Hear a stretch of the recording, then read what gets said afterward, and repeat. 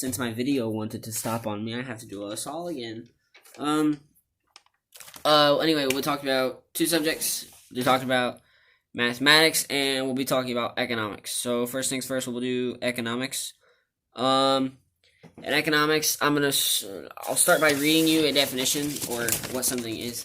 So, comparative advantage. Comparative advantage occurs when your opportunity cost is lower than your competition, therefore giving you more product and keeping a lot of your resources. Okay, now I'll give you an example of that. So, say you run your own company and you manufacture paper, and so does your opponent, and you have the comparative advantage, which means that you are probably more skilled in making paper than your opponent, and you can manufacture more paper with using less resources than your opponent. Therefore, you have the comparative advantage. Next thing what we talk about is specialization.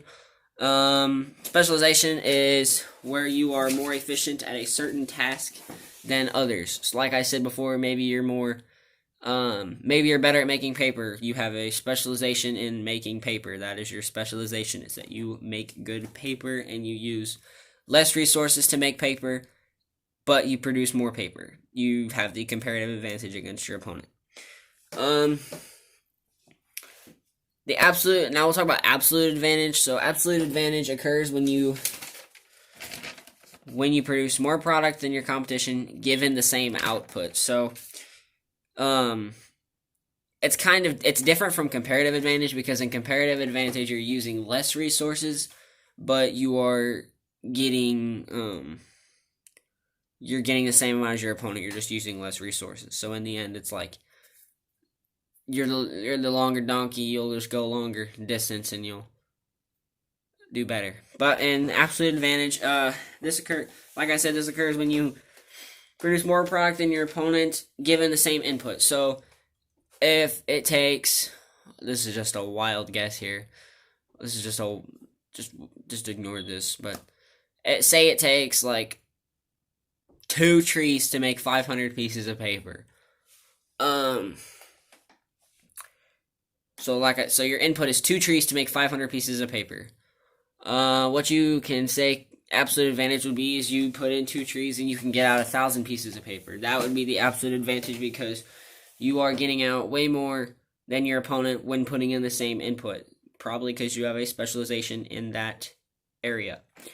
Last thing we'll talk about is gains from trade. So a lot of times, especially in the United States, we revolve a lot on trade with other countries, particularly China. But gains from trade, it's kind of self-explanatory if you think about it, because you can, say you produce, okay, well now we'll switch it up. Say you make paper and you make pencils, and you produce a ton of paper, a ton of excess paper, but you are not so high on pencils because you can't produce pencils as easy.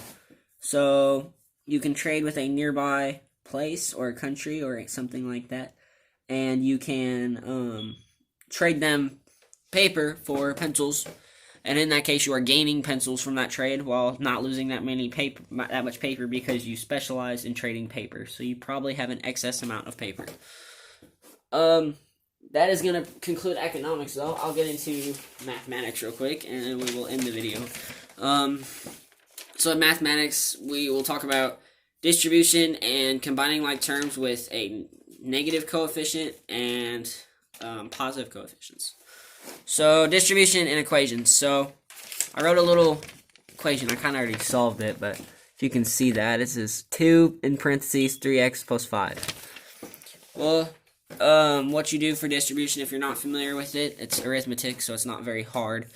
You multiply what's on the outside of your parentheses onto the inside. So for that equation, 2 parentheses 3x plus 5, you do 2 times 3x plus 2 times 5. In that case, you would end up with 6x plus 10.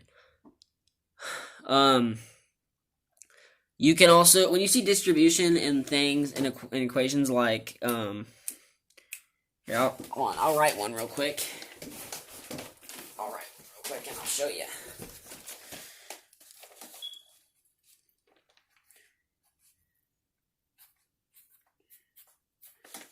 distribution in something like that.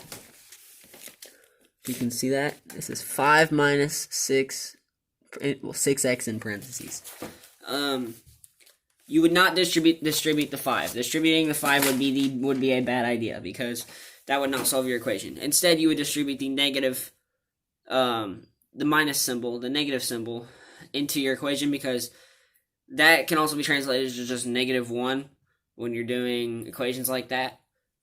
So that's a golden rule to keep in your mind. It's the same thing with the plus symbol too. You just do, when you're distributing it that way, you just do ×1. Next thing we'll talk about is combining like terms with negative coefficients. So I'll show you an equation real quick. That one right there, all them numbers. I'll read them off. So you got -3x plus 2y minus 8z plus 3z plus 8y plus 4x. When you add, so what you'll do is you add all your x's and y's and z's all up together. So -3x plus 4x equals 1x, or you could just put x. 2y plus 8y is 10, and -8z plus 3z is -5z. So you end up, when you put all those together, and you get x plus 10y minus 5z. That is your final value when you combine your like terms. So that is pretty much all I have for you guys. Thank you so much for watching the video. Thank you for sticking to the end. I'll have another one up in probably a couple days. Thank you so much. God bless. Take care. And I will see you guys next time.